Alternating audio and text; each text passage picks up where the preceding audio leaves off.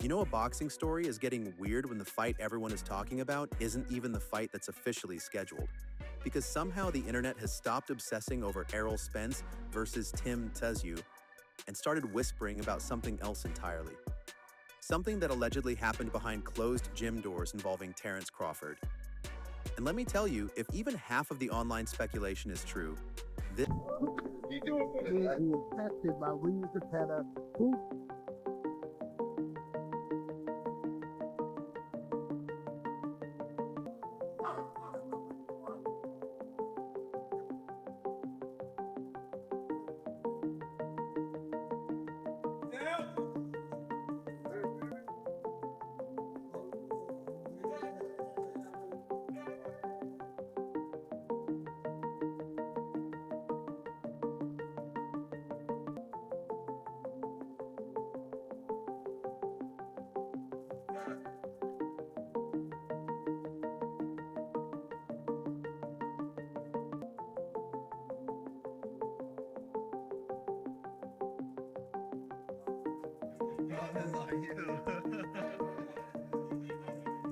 This comeback story just got a whole lot messier. Reports have been circulating that during previous sparring sessions, Errol Spence allegedly landed shots that visibly got Crawford's attention.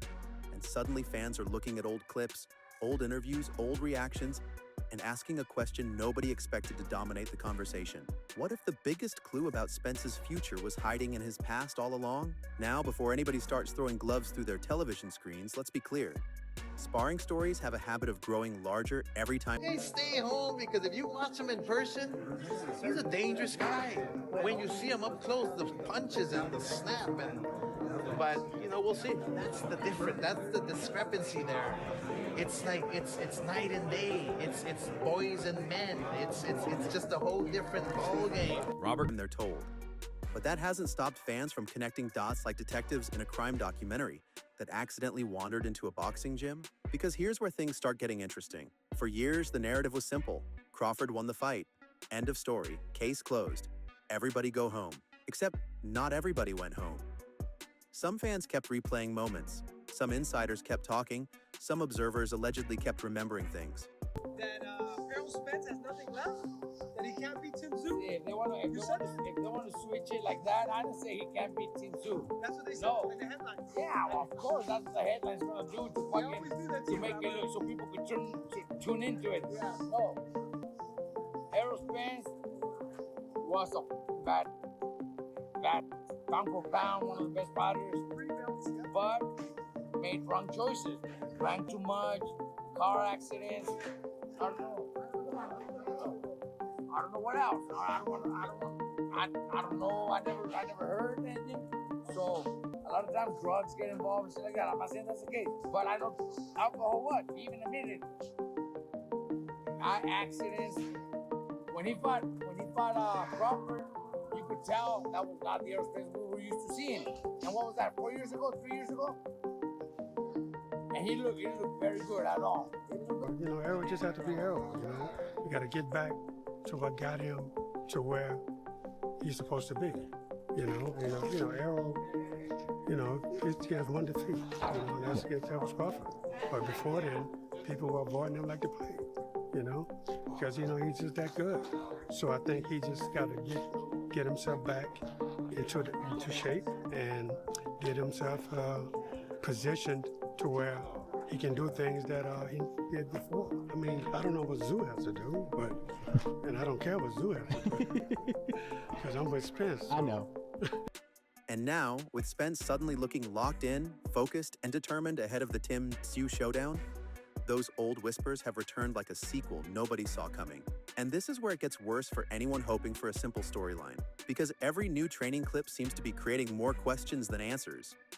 Every heavy bag session looks sharper. Every pad workout looks faster. Every video appears designed to make people wonder if the version of Errol Spence that showed up against Crawford was really the whole story. Breaking news. Well, fake breaking news, but stay with me. The internet has apparently decided that Errol Spence's comeback arc has transformed into boxing's version of a mystery thriller. 1 minute. Good fight. I think Tim, you know, for a while now, Tim has been a much avoided fighter because, you know, there was this kind of perception of him that he was this monster. But the reality is he's had a couple of defeats and people look upon him now as a kind of opponent. And that's what Errol Spence's team are doing. But I think Tim's more than an opponent. I think he's a very good fighter and I think he's got a lot about him. And I think it's a very dangerous fight for Errol Spence to come back to. You know, 2 years out of the ring, obviously the car crash, the retina problems over the years. And yeah, I think it's going to be really interesting. And I wish Tim all the best. You know, again, not on our team, but with our hopes to build Australian boxing, hopefully he can go over there and get blocked. Then you got to get dealt with. That's it. So he reacted and responded like a fighter to me. That's all I hear is a fighter responding. I love it. Keep it up, champ. He lacks a lot of defense, you know what I'm saying, maneuvers, and I think that's what the downfall is going to be at. Other than that, he's a very tough fighter. He comes forward. He has a lot of heart. You know what I'm saying? You know, he's very, but a style like a Errol Spence walk down, that's not going to be, that's ooh. That's watch what I say. No cap. While Tim Tszyu possesses a fight, he's gonna stand right in front of Errol Spence and he's gonna fight. That's the fight that we've known Errol Spence to dominate. People are saying he's finished. The next minute, they're watching training footage frame by frame like they're analyzing secret government documents. And the wildest part? The opinions from boxing insiders are somehow making everything even more confusing. On one side, you've got supporters saying fans forgot how terrifying Spence looked before the Crawford loss. They're reminding everybody that this wasn't some average fighter. This was a man who had champions looking the other direction. A man who collected belts like they were loyalty rewards. A man whose pressure made opponents look like they accidentally entered the wrong weight class. But then comes the twist. Because on the other side are voices warning that boxing doesn't care about nostalgia. They argue that layoffs matter, timing matters, wear and tear matters. The clock doesn't negotiate. The dream come true. Errol Spence, Australia, Tim Tszyu. Heck yeah, I really want to see him win. I don't think so. I think Errol Spence has been truly like non-stop working out. He already looks like he's in shape now. And when you stay on that trajectory, when you're staying consistently on working out, it's only bound to happen with the sport. Earl break, Earl 3-year break. I don't know how his coordination is. If he's been in the gym, always boxing, because you know as a fighter, you need it. That coordination is important. Always throwing your punches, your timing and stuff like that.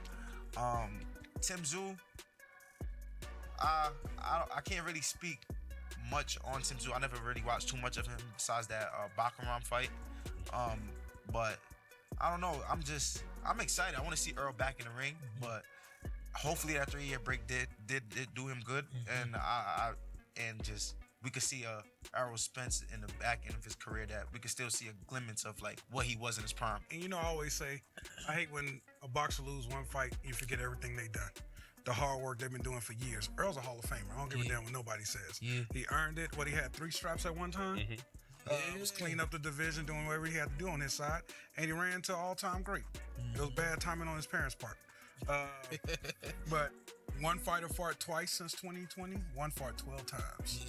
So do we got the wear and tear? Do we have a fresh guy? I mean, it's perfect timing on both guys. And I think Earl's a type of fighter, because I think if you get him there with like an Africa, Tim Tszyu, you want to be up there in that type of black fighter, if y'all know what I mean. You want an Errol Spence that's not gonna move too much. But I'm going with Earl.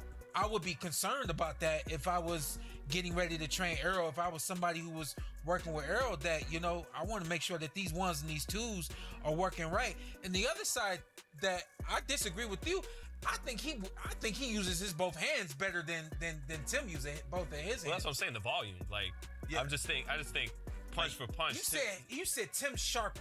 Yeah, punch for punch. I don't think he's sharper punch for punch. I think Errol. Hey, he said, "Nigga, I've been punched by him."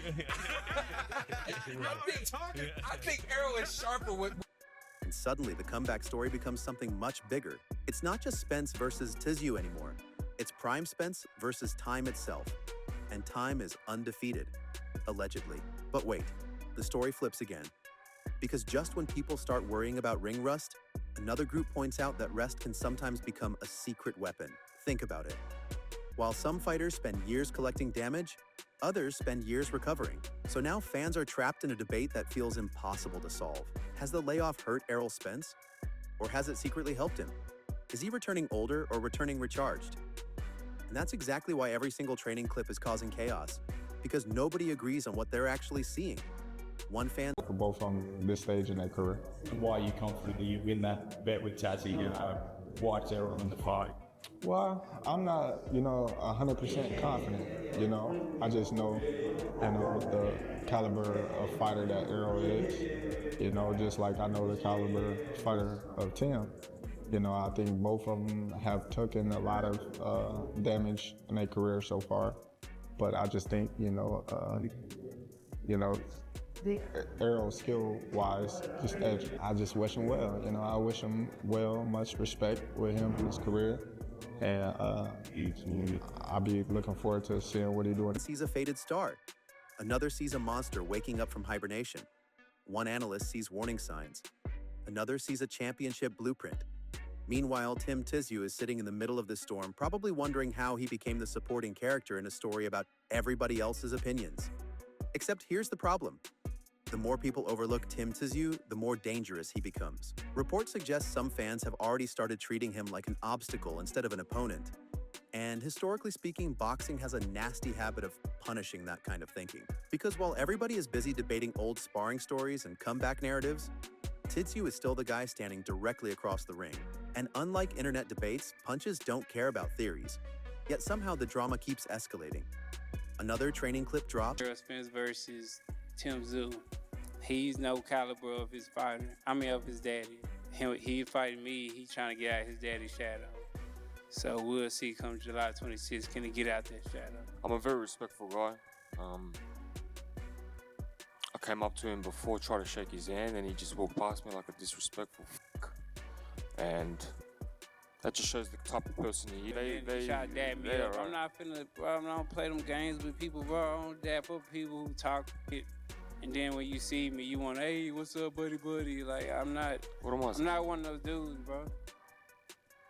What's he say? What are you referencing, Errol? I'm not one of those guys. If you talking shit on social media, and then when you see me, you want to shake my hand. I'm very respectful. What are you talking about? I've been calling you one of the best fighters of this decade. I heard all the little stuff, right. And then want to give me a hug. Like, I'm not. That's all right. I'm cool with that. Another prediction appears. Another former fighter jumps into the conversation. Suddenly, people are discussing styles. Pressure versus pressure. Volume versus precision. Experience versus momentum. And then somebody casually mentions that Crawford himself believes Spence has a real chance against Tszyu. And the entire conversation explodes again.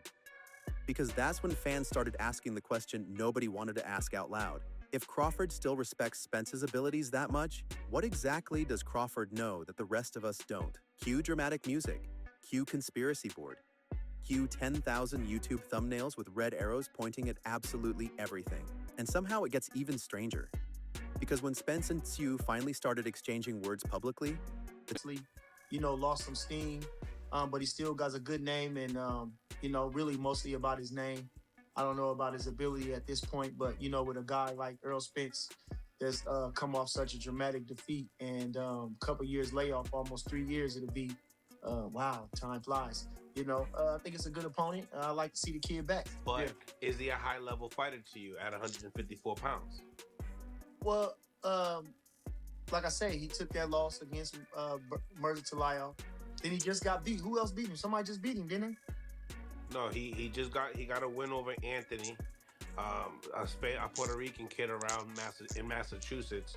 So he just came off of but he went 12 rounds with him. Okay. And then, Okay. so he lost to Fundora after that. Okay. Got stopped. So he got his get back. He got back in the win column from the back room.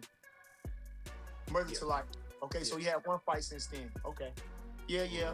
Well, like I said, he took awful lot of punishment in those fights. You know, he took awful lot of punishment in those fights.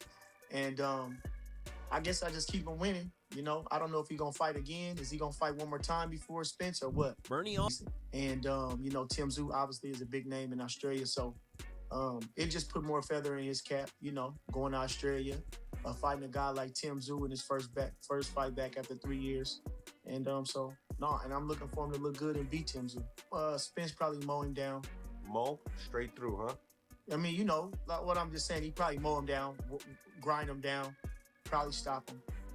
You know, anyway, he gonna be on him like white on rice. You know, that's how Spence fight. You know what I'm saying? He not the layback type of guy. So, you know, it's gonna be an action fight too, because Tim Tszyu really is an action fighter. So, it's gonna be an action fight, and I'm expecting Errol Spence to win. While Spence, every prediction against him seemed to add energy. Every doubt seemed to sharpen focus. Every headline questioning his future appeared to create another workout video, another training session. Another reminder that Errol Spence isn't acting like somebody planning a farewell tour. He's acting like somebody trying to restart a legacy. And suddenly the comeback isn't about redemption anymore. It's about revenge against a narrative. Because narratives are funny things. One loss can rewrite years of history.